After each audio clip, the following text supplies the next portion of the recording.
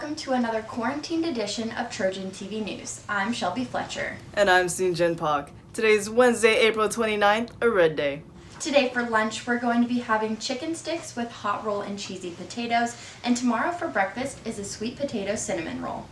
Shelby, do you remember Homecoming Spirit Week way back in October?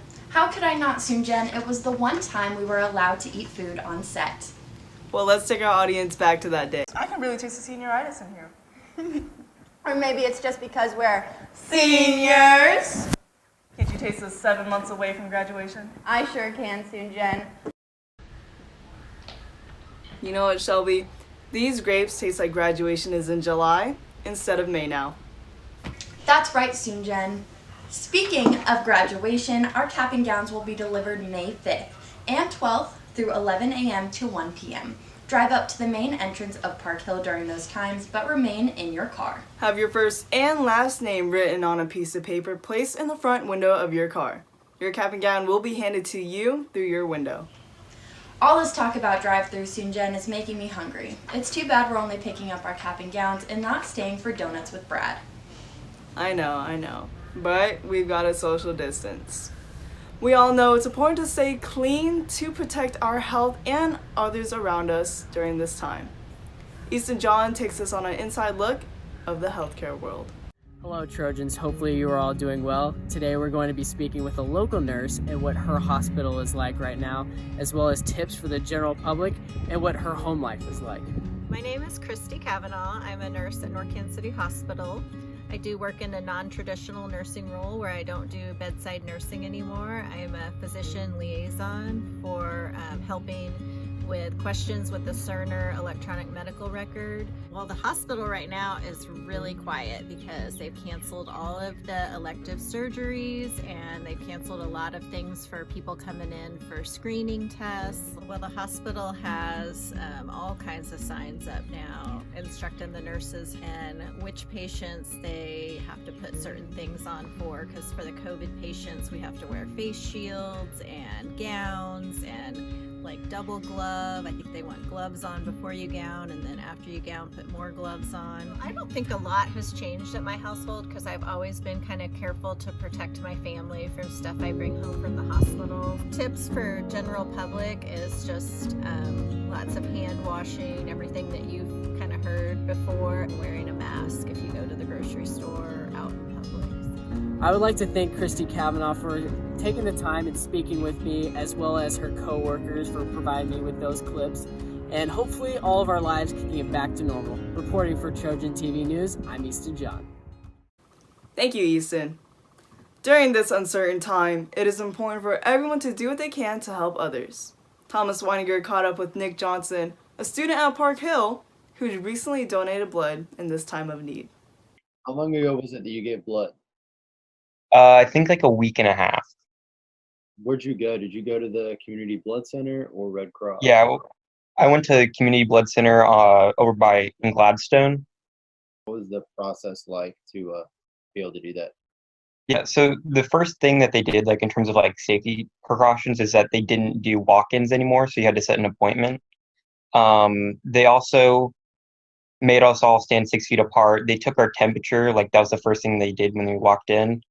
Then they gave us masks, and that was pretty much it.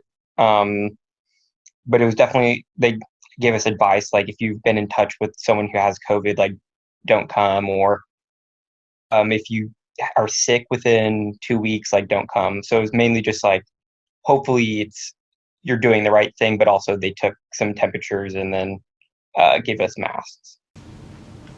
Thanks, Thomas. It's great to see Park Hill students making a difference. It's also great to see our athletes get prepared for their futures. Let's take it to some Twitter updates. Thanks, Shelby. Now let's take a look at what's going on Twitter. Moving forward, I will be focusing on these two schools, with Iowa State and Nebraska being pictured. Also on Twitter, Harold Kuntz tweeted, Dustin Colquitt just posted this on Instagram. This may be it after 15 years in the hashtag Chiefs uniform and countless efforts to help in the KC community. Quoted, been an honor that I never took for granted. Thank you, KC. Thanks, now let's send it back to Soonjin. Thanks, Jake. Can't wait to see what the future holds for those two athletes. Finding new and exciting ways to switch up small parts of our lives have been a challenge. But we're going to take it to Riley Estes, who shows you a fun way to change up your breakfast. Hey Trojans, it's Riley. So today I'm here to show you how to make a quick and easy twist on a French toast breakfast. Before anything, we need to make sure to wash our hands, and we do not want to get our nasty germs all over our beautiful breakfast. This is super easy and only requires 7 ingredients. First off, you will take 4 pieces of bread, cut them up into sticks, and then set them aside for later. In a medium-sized bowl, you crack 1 egg, 2 eggs, add some milk, and a little bit of salt. Then you stir until well combined. Then in your second bowl of the process, we are making our cinnamon sugar mixture. And yes, this is as easy as it sounds.